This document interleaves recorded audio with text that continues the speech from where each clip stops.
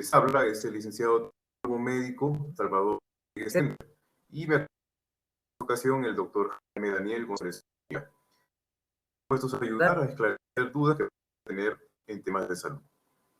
Como sabemos, existe una variedad de molestias gastrointestinales, como eructos, hinchazón, dolor abdominal y flatulencia, que son comúnmente atribuidas por el paciente como de gases, aunque esta percepción es incorrecta.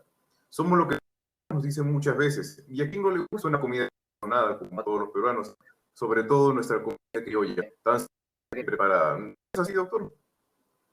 Sí, efectivamente, son frases populares que las escuchamos a diario y en diferentes ámbitos. Y sobre todo cuando se produce un exceso de gases intestinales, pueden deberse muchas veces a que sin querer tragamos aire. Puede ser también un aumento en la producción a nivel del intestino de ciertos nutrientes que no han sido bien absorbidos, que se conoce como el síndrome de mala absorción intestinal. También puede ser que hayan causas como la disminución justamente de la absorción de los gases por temas de irritación de los intestinos, también debido a temas como obstrucción o eliminación o de disfuncional de los gases, ¿no?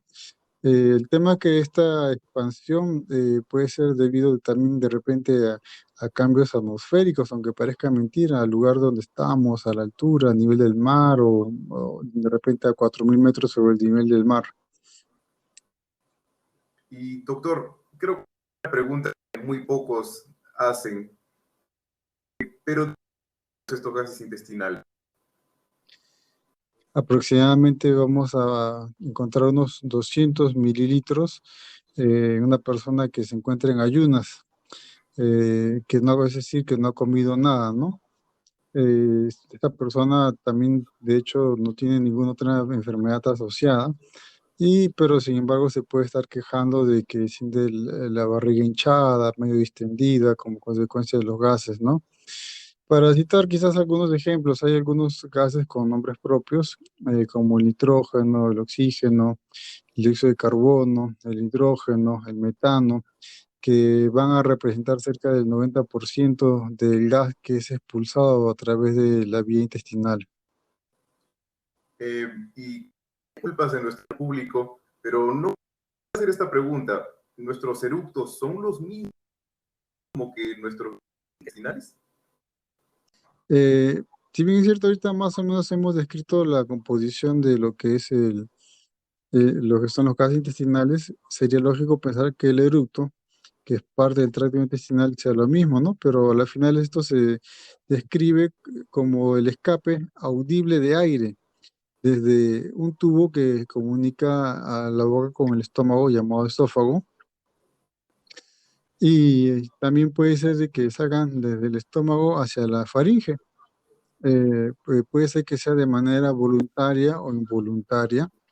Los eructos involuntarios generalmente siguen a una comida que uno haya tenido recientemente y básicamente son ocasionados por la liberación del aire que se ha tragado después de la distensión natural de haber comido, ¿no? O sea, barriga llena y tragaste ese aire y terminas botándolo.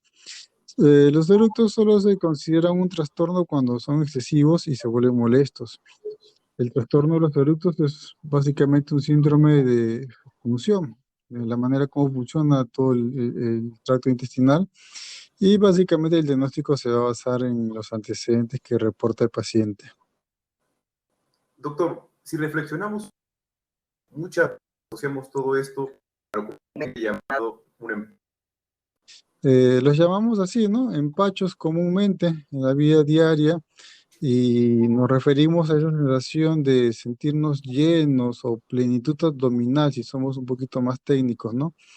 Hacemos referencia a una presión o una sensación de repente de un gas atrapado, mientras que lo que es la distensión va a ser más que nada un momento ya medible a nivel de la circunferencia abdominal, lo que dirían la panza de la persona, ¿no? La hinchazón y la distensión, pues a la final es tienen que ver mucho con el tema de los gases intestinales. Y puede deberse a diferentes causas orgánicas que den lugar a justamente esta acumulación excesiva de aire, de gases a nivel del intestino. Quizás podríamos citar ejemplos como sobrecrecimiento de bacterias a nivel del intestino delgado, de repente enfermedad celíaca que tiene que ver con la inflamación del intestino, la famosa intolerancia a la lactosa que cada vez tiende a ser más común, o por lo menos la gente tiende a tomarlo más en cuenta, o de repente otro tipo de trastorno gastrointestinal que altera la función del intestino. La pregunta, ¿qué podemos llamar una obstrucción intestinal? Y efectivamente, en una obstrucción intestinal estaríamos refiriéndonos a un problema mecánico que significa que se está deteniendo el tránsito de la comida a través de los intestinos. De repente puede ser que sea parcial, puede ser que sea total, eh, pero lo cierto es que va a comenzar a generar molestias, como ya hemos ido mencionando, ¿no? Se va hinchando la barriga, se van acumulando gases. Y hay otros síntomas que también se van a ir asociando. De repente el dolor tipo cólico, presencia de vómitos, lo que es la constipación, y quizás en algunas personas, pues, la ausencia de gases, pero en el sentido que no pueden expulsarlos, ya que se quedan atorados por la obstrucción. Acá, cuando tratamos de diagnosticarlo, nos apoyamos mucho en la parte clínica, en los síntomas, en el examen físico. Se puede confirmar mediante el uso de radiografías de abdomen. El tratamiento básicamente consiste en lo que es la reposición de líquidos. Recordemos que a medida que algo pasa más tiempo en el intestino, el cuerpo trata de reabsorber todo lo que pueda. Entonces, de repente, ese contenido intestinal comienza a volverse más duro, más compacto y no facilita que pueda ser expulsado, ¿no? Hay ocasiones en las cuales puede ser necesario realizar una aspiración nasogástrica, aunque en la mayoría de los casos de una obstrucción intestinal que llega a ser de un grado completo, puede manejarse con el tema de una cirugía, ¿no? Es un tema de por sí paciente bastante incómodo y doloroso. ¿Existe una explicación? Bueno, en este caso, enfocándonos en una obstrucción mecánica realmente, podemos dividir esto por las partes en las cuales va ocurriendo. Puede ir ocurriendo a nivel del intestino delgado. Acá estamos incluyendo lo que es el duodeno, son los nombres que van recibiendo las partes del intestino delgado, ¿no? Obstrucciones a nivel del intestino grueso. También podemos hablar de otra forma, decir obstrucciones parciales o también hablar de obstrucciones totales. Se calcula que más o menos un 85% de las obstrucciones parciales son a nivel del intestino delgado y se resuelven básicamente con tratamiento conservador, mientras que, por el contrario, las obstrucciones que son completas y a nivel del intestino delgado suelen requerir cirugía. Por ironía de la vida, tienen un porcentaje muy parecido también de 85% de incidencia. Bueno, sin duda esto va muy de la mano con la alimentación, pero ¿qué es la causa?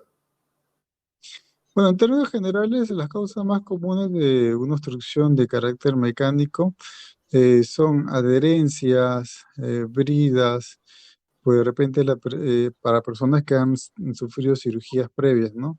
Eh, Algunos que han tenido las experiencias de hernias, de repente tumores. Hay otras causas bastante generales que tienen que ver ya con la genética de la persona, como la presencia de la diverticulitis, que serían como decir unos pequeños lunares en el interior de los intestinos, ¿no? Que se inflaman. La presencia de cuerpos extraños, si estamos hablando de niños pequeños o de repente una persona más grande, podríamos estar tratando de lo que es un cálculo a la vesícula. Aunque parezca mentira, ese cálculo de la vesícula puede migrar y terminar obstruyendo otras partes del intestino. Torsiones del intestino que se conocen como vólvulos.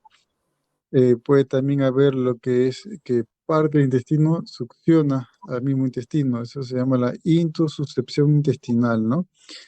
Algunos lo definen de otra manera, ¿no? Que dicen la introducción de un segmento del intestino dentro del otro. Es como que tuvieras una manguera que chupa tan fuerte que jala parte de la misma manguera hacia su interior, ¿no?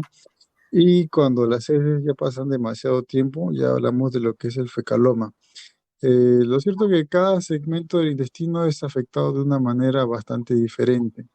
Incluso podríamos agruparlos en zona o tal vez una posible causa de la obstrucción intestinal.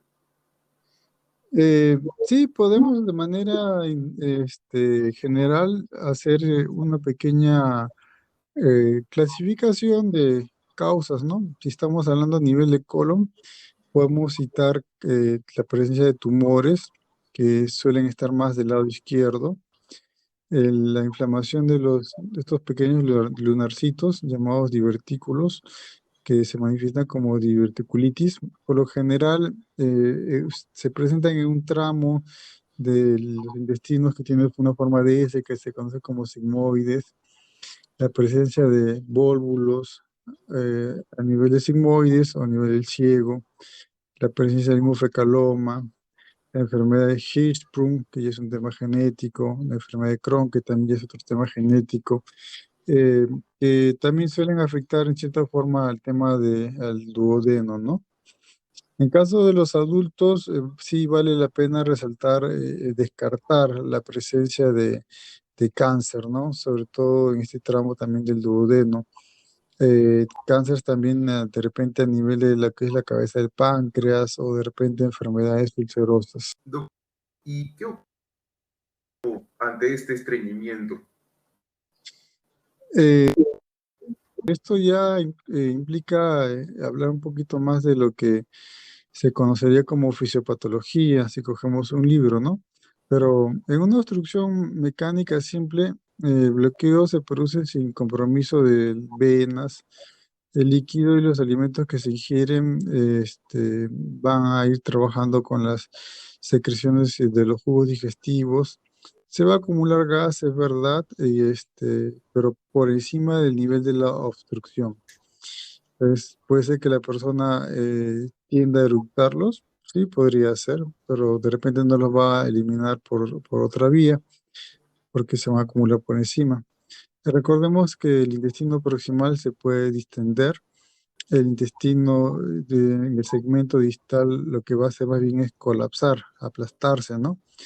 Va a haber disminución en las funciones de absorción y secreción normal de moco protector a nivel del intestino, y esto se va a ir acompañando por síntomas como lo que es el edema, la congestión que se va a manifestar con enrojecimiento. La distensión intestinal puede ser también intensa y puede entrar en un ciclo de autorretroalimentación negativa, ¿no? Es decir, que se va a autoperpetuar y se va a dar de manera progresiva, poco a poco. Lo que identifica los trastornos del movimiento del intestino y de las secreciones de moco, que justamente facilitan la expulsión de los residuos del contenido intestinal. Pero esto va a ir aumentando los riesgos a que la persona se deshidrate y pueda progresar la obstrucción de repente a algo que termine estrangulando parte del intestino, porque se acumula todo ese contenido intestinal y llega un punto que ya no puede distenderse más el intestino. Cuando hablamos ya de este tema de la obstrucción estrangulante, pues nos referimos a una obstrucción que ya comienza a haber un compromiso del flujo sanguíneo. Se refiere que puede afectar casi a un 25% de los pacientes que sufren obstrucción a nivel del ilio, que es una parte del intestino delgado. Por lo general se asocia con presencias de hernias, de vólvulos o de invaginaciones. Esto, si no se cuida, pues puede progresar hacia lo que es el infarto y gangrena intestinal en un tiempo muy corto, de 6 horas. De repente la persona no se cuida y termina en operaciones complejas, con bolsas que permanentemente para poder recibir las heces. Primero lo que se va a producir pues es una obstrucción a nivel de las venas, no llega sangre, entonces comienzan a haber problemas. Esto se le va a seguir con el bloqueo de las arterias, ya no va a llegar oxígeno, lo que va a provocar lo que se conoce como una isquemia intestinal. Estamos ante lo que diríamos una asfixia. el intestino ya isquémico va a comenzar a hincharse y básicamente no respira y se infarta. Y esto nos va a conllevar a que por la presencia de las bacterias que están ahí, ese tejido comienza a morir y resulta en tema de una gangrena y que puede llegar a perforarse. En la obstrucción del intestino grueso, la estrangulación es rara por justamente el mismo tamaño que tiene, salvo que estemos frente al caso de un vólvulo, ¿no? Ahora, la perforación puede producirse en un segmento que ya está con falta de oxígeno, falta de nutrientes. Por lo general, siempre es en el intestino delgado por el tamaño que tiene y cuando la dilatación es más grave, ¿no? Hay un alto riesgo si es que ocurre en el ciego, porque esto se puede dilatar y puede llegar a dilatarse hasta, con que suene gracioso, 3 centímetros o más todavía. También puede haber una perforación de un tumor que haya crecido por diferentes motivos o simplemente el divertículo. Puede ser que esté justamente sufriendo una ruptura justo, ¿no? En ese lugar donde está ocurriendo la obstrucción. Bueno, ya ha mencionado las cosas más características que pueden haber ante un intestino. ¿Existe algo más que agregar? Bueno, hay que de repente hablar un poquito separando en el tema de las obstrucciones del intestino grueso y el intestino delgado, ¿no? Pueden haber algunas pequeñas diferencias. Si estamos hablando del intestino delgado, hay que recordar que se entiende como causa de los síntomas que van a aparecer poco después del comienzo, cólicos abdominales que van a estar alrededor de la zona del ombligo o lo que conoceríamos de manera común como la boca del estómago, asociado a vómitos. Si nos ponemos a pensar es casi por razonamiento, ¿no? Si está obstruido el intestino, la comida no va a pasar y va a tener que salir por algún lado. Va a tener que salir por la boca, al final es por los vómitos, ¿no? En pacientes con obstrucción completa, van a estar estreñidos. Obviamente no va a haber la manera que puedan completar su recorrido. Los pacientes con obstrucción parcial pueden presentar diarrea, cosa curiosa. Un dolor puede ser intenso, constante, nos va a estar sugiriendo que se está produciendo una estrangulación. Ya como le mencionábamos, puede ser que estén aplastándose las venas, las arterias. De repente hay ausencia de ello y el abdomen de repente no es doloroso la palpación. Lo que sí es típico es que este movimiento de los intestinos de repente es más intenso, comienza a aumentar más el tamaño con el que se mueve, de repente por ratos tiene ráfagas que coinciden con los cólicos o de repente está tan hinchado que ya puedes palpar las alas intestinales que se están dilatando. Cuando ya ocurre el infarto, es decir, que simplemente se asfixió porque no le llegó oxígeno ni le llegó alimento a un segmento del intestino, el abdomen comienza a tornarse doloroso. ¿Por qué? Porque hay una parte que se está muriendo literalmente o ya se murió. Y si la palpas, va a doler. Si la tratas de escuchar con un estetoscopio, vas a encontrar que va a haber un silencio eh, raro, que normalmente tú tratas de escuchar el estómago y así no tengas un estetoscopio, escuchas ruidos, pero en este caso vas a encontrar un silencio como que no pasa nada. Literalmente no pasa nada porque es un segmento que ya está muerto y por lo tanto no se mueve y no facilita el tránsito de las cosas. Digamos que a lo mucho podrás tú sentir un movimiento el mínimo de los intestinos, pero esto nos puede conllevar a lo que se conoce como el shock, y este mismo shock también nos puede llevar a la disminución de la cantidad de orina, que se conoce como el signo de oliguria. Básicamente son signos graves que indican que la obstrucción simple está avanzando hacia lo que se conoce como una estrangulación. Ahora, por lo general, si es que estamos ya hablando del intestino grueso, pues las causas son más leves y evolucionan más gradualmente, provocando cosas un poquito más manejables a que con respecto al intestino delgado. Ayuda mucho el diámetro del intestino mismo, ¿no?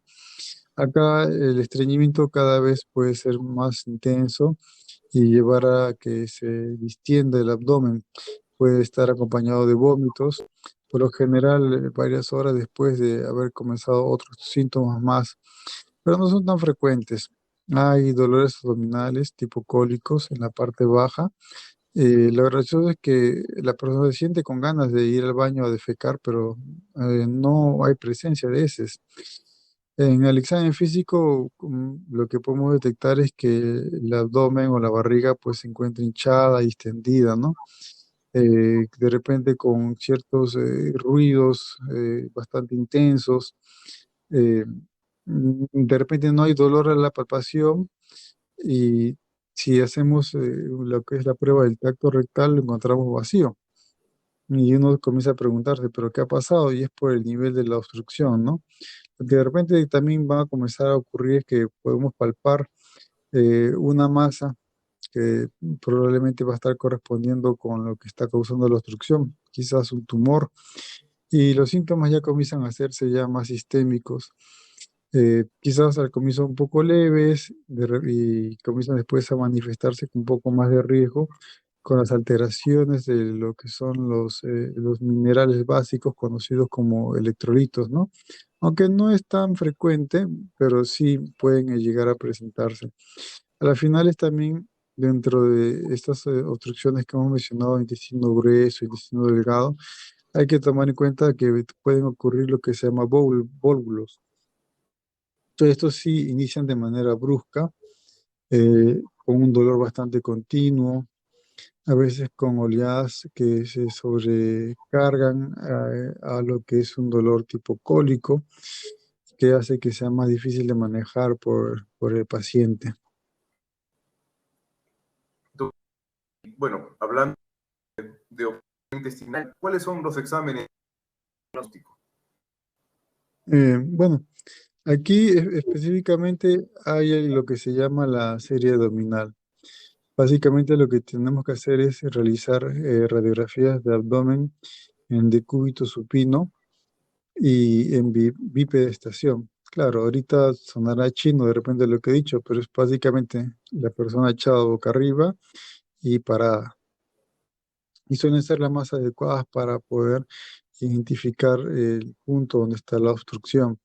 Si bien solo el equipo de una laparotomía puede efectivamente diagnosticar la presencia de alguna estrangulación, pero la exploración clínica minuciosa puede aportar señales para obtener eh, alarmas, alertas tempranas de lo que podría estar pasando.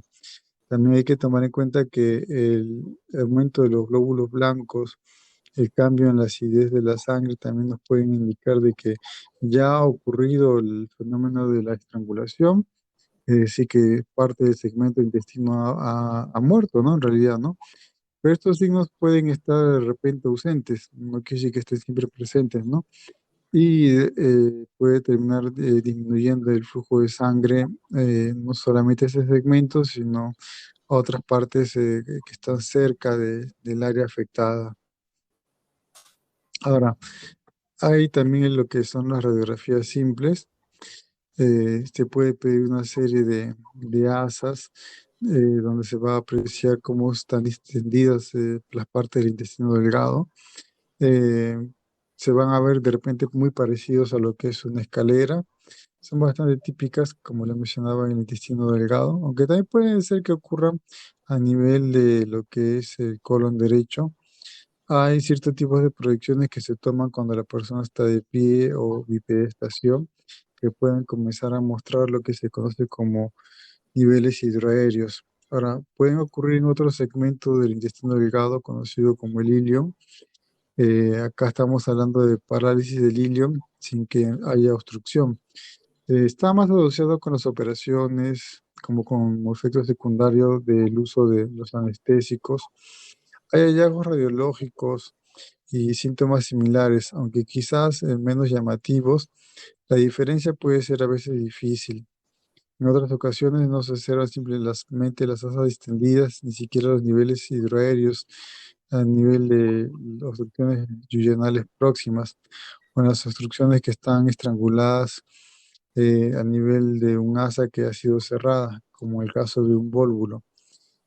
Cuando el intestino ya ha sido infartado, puede ser que se produzca un efecto de masa que se aprecia ya mejor en la radiografía. Los gases en las paredes intestinales reciben un nombre específico, que es la neumatosis intestinal, que ya es un indicativo de propiamente la gangrena.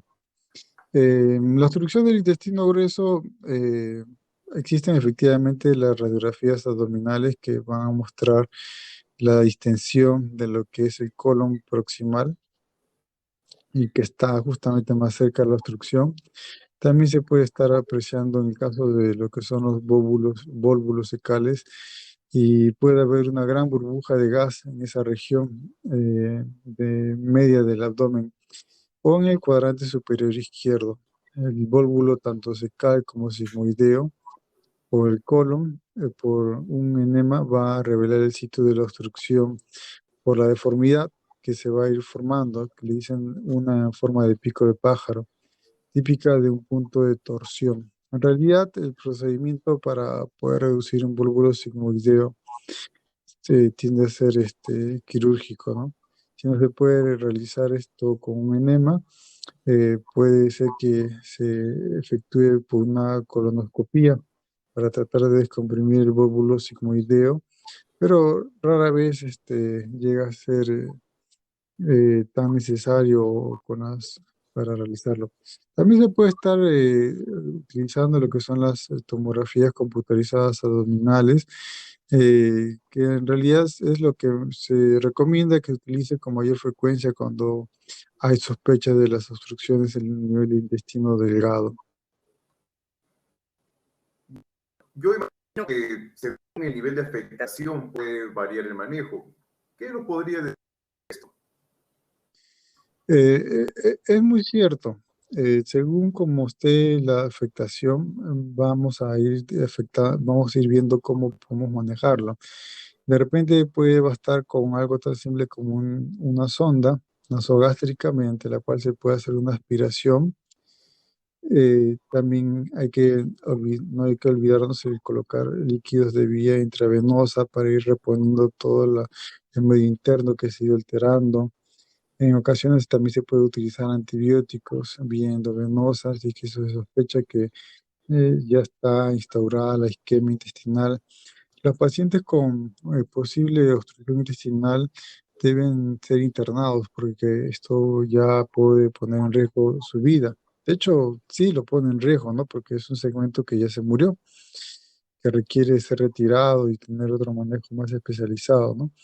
El tratamiento de la obstrucción intestinal aguda debe proceder simultáneamente con el diagnóstico prácticamente y es más que nada la labor de médico cirujano. En el tratamiento de sostén es similar a lo que ocurre en una obstrucción del intestino delgado o el intestino grueso. Acá se aplica justamente lo que mencionábamos al comienzo, la aspiración nasogástrica, líquidos intravenosos. En este caso, pues estamos hablando del suero, ¿no? Que es una solución fisiológica al 9 por mil. También hay otro tipo de soluciones como lo que es el lactato de Ringer para tratar de reponer los volúmenes sanguíneos, el uso de sondas vesicales para controlar lo que es la diuresis. Es muy importante poder llevar ese control y la persona no se deshidrate. Hay que tratar de reponer los electrolitos, es decir, sodio, potasio, cloro, para evitar complicaciones. Pero esto va a depender mucho de las pruebas que se estén realizando para ver cómo es que está respondiendo el cuerpo. Pero ya cuando comienzan a presentar vómitos de manera reiterativa, lo más probable es que haya una baja tanto en el sodio como en el potasio a nivel de la sangre. Si se sospecha de una isquemia o de un infarto a nivel intestinal, pues se deben administrarse antibióticos.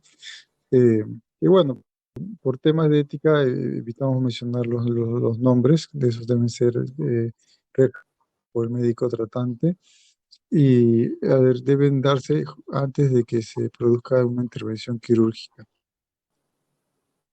Bueno, donde tengo entendido hay situaciones específicas donde lo que mencionó no es suficiente y hay medidas más específicas. ¿Estoy en lo correcto? Eh, sí, efectivamente. en los adultos, la obstrucción del duodeno se trata mediante lo que se conoce como la resección. Básicamente es cortar ese segmento que ya falleció. Y si no es posible de resecar la lesión, pues se produce otro procedimiento que es la gastroyeyunostomía, entonces, mediante la cual se van empalmando los dos tramos que todavía funcionan, ¿no? La palabra exacta es la anastomosis. Es un procedimiento un tanto paliativo. eh, Se maneja más que nada para el tema de niños. De preferencia, pues el tratamiento para el tema de la obstrucción intestinal completa en el intestino delgado es poder utilizar una laparotomía inmediata. Ahora, cuando menciono la laparotomía, de repente las personas pueden estar confundiendo con laparoscopía. No, cuando hablo de laparotomía estamos hablando de que se hace un corte y se abre toda la barriga. No estamos pensando en ese procedimiento en el cual introduces un tubo y todo queda así chiquito, no. Acá te ves obligado a abrir literalmente, ingresar a cavidad abdominal, si es que hablamos con más propiedad, ¿no? Aunque bueno, puede de repente retrasarse un poco la cirugía, unas 2 o 3 horas, ¿no? Para tratar de mejorar el estado hídrico del paciente y poder tener un mejor control de la diuresis, si es que el paciente está muy deshidratado o se le ve bastante grave. Siempre y cuando esto sea posible, ¿no? Se debe tratar de seccionar, sacar, ¿no? Resecar la lesión que está causando todos los problemas. Si la obstrucción de repente es secundaria a un cálculo de la vesícula, pues se debe extraer a través de una enterotomía. Y no es preciso realizar la extracción de la vesícula, ¿no? Deben realizarse ciertos procedimientos para prevenir la reaparición de este problema, como lo que es la reparación de hernias, extracción de cuerpos extraños, la liberación de adherencias que pueden haber estado reduciendo el diámetro de los intestinos. En algunos pacientes que tienen obstrucciones postoperatorias tempranas o tienen obstrucciones reiteradas causadas por justamente las adherencias, se puede intentar lo que es una intubación simple con una sonda intestinal larga. Muchos consideran que la nasogástrica es igual de eficaz, y tratar de esta manera poder despegar las cosas que se han ido pegando, ¿no? Para que si ya estamos tocando el tema de cáncer, pues aquí hay que ir directamente con los especialistas para que puedan estudiar y ver qué manejo realizar y darle. De repente puede ser que requiera un manejo quirúrgico, puede ser que requiera otro tipo de manejo, pero ya eso ya es parte de lo que hace el oncólogo. Eh, lo cierto es que también puede estar presentándose lo que es la diverticulitis. Como les mencionaba, son como unos pequeños lunares, ¿no? Que se pueden ir inflamando y estos son causas de obstrucción. Pueden llegar inclusive a inflamarse, llenarse de pus y de repente perforarse. Y ahí comienzan a haber comunicaciones entre áreas que no deberían, puede infectarse otras partes de la cavidad abdominal, terminar haciendo complicaciones con infecciones generalizadas, peritonitis. Entonces, lo que se debe buscar es justamente eliminar la región que está comprometida, es algo que sea muy difícil, ¿no? Eh, pero si no, lo más práctico es simplemente cortar ese segmento que ya falleció, que ya le dio el infarto. El tema es que si no se maneja a tiempo, la persona puede estar viviendo con una bolsa donde va a recolectar sus heces. Y esa es la colostomía. Y bueno, se va a tratar de evitar lo que es la anastomosis porque ya no es tan viable, ¿no? Por lo general, también puede ser que las heces estén muy endurecidas y hablamos de fecaloma. Y se suele ubicar más que nada en el recto. Puede llegar a extraerse manualmente o con enemas. He tenido muchas oportunidades de tener pacientes con unos dolores muy intensos que justamente con esta maniobra a través del tacto con los dedos podías retirar. todo lo que era este fecaloma y era casi inmediato el alivio que sentía el paciente, ¿no? En cambio, pueden haber secreciones fecales solas o mixtas que de repente solamente se van a poder notar con la presencia de antiácidos, que también pueden causar obstrucciones completas, por lo general a nivel del sigmoides. Y eso sí ya requiere también que se haga la cirugía conocida como laparotomía, como le decía, es decir, que se tiene que entrar la cavidad abdominal, o sea, cortar y abrir la barriga prácticamente, ¿no? En cambio, cuando estamos hablando sobre el tratamiento para los volvulos secales, pues esto va a coincidir con lo que es el corte y el empalme de los segmentos que todavía están funcionando, una vez que ya se ha podido cortar y retirar la parte que no funcionaba, ¿no? Lo cierto es que siempre se va a tratar de buscar con el uso de un endoscopio o de repente una sonda, el tratar de restaurar las posiciones normales o la compresión que puede haber experimentado las asas intestinales, ¿no? Antes de llegar a la resección, algo que sea inevitable, ¿no? Doctor, y si tuvieras que unir o resaltar algo de esto para que uno se lleve a casa y bueno, lo comente en sus familiares, ¿qué cosas serían? Bueno, es verdad que hay ciertas cosas que hemos hablado bastante, quizás algunas han sido un poco redundantes, pero igual en la repetición es donde nos vamos a ir acordando de las cosas. Recordemos que las cosas más comunes para las obstrucciones son cosas como las adherencias, las hernias, los tumores, obstrucciones del intestino delgado, ausencia de una cirugía previa o hernias, suelen ser causas de repente de un tumor que esté ahí. Si es que no ha sido la persona operada antes, pues por descarte tienes que pensar en un tumor. La presencia de vómitos y la formación de repente de espacios adicionales, quizás como un tercer espacio, va a comenzar a generar la reducción de los volúmenes. Eh, También podemos hablar que la obstrucción intestinal, cuando ya es prolongada, pues comienza a comprimir venas y arterias que nos van a llevar a un proceso de falta de suministros y de asfixias que se van conociendo con los nombres de isquemia, infarto, y que pueden llegar a perforar el intestino. Eh, bueno, recordar que también se puede llegar a manejar con aspiraciones a través de sondas nasogástricas, pero que igualito también hay que ponerle al paciente una vía intravenosa para poder ayudar a que pues, se recupere el balance de electrolitos y facilite la reparación quirúrgica. Hay que considerar la probabilidad de tener que realizar algún tipo de prueba de aspiración nasogástrica en lugar de una cirugía inmediata en algunos pacientes que sufren de obstrucciones con mucha frecuencia, ¿no? Debido al tema de adherencias, ya que han tenido alguna operación previa. Bueno, toda la práctica ha sido muy... Espero que haya sido de su agrado y de nuestros oyentes. Se despide el tecnólogo médico Daniel Salvador Rodríguez Sender y el doctor Jaime González Zúñiga. Una vez más, gracias a todos por su tiempo y esperamos encontrarlo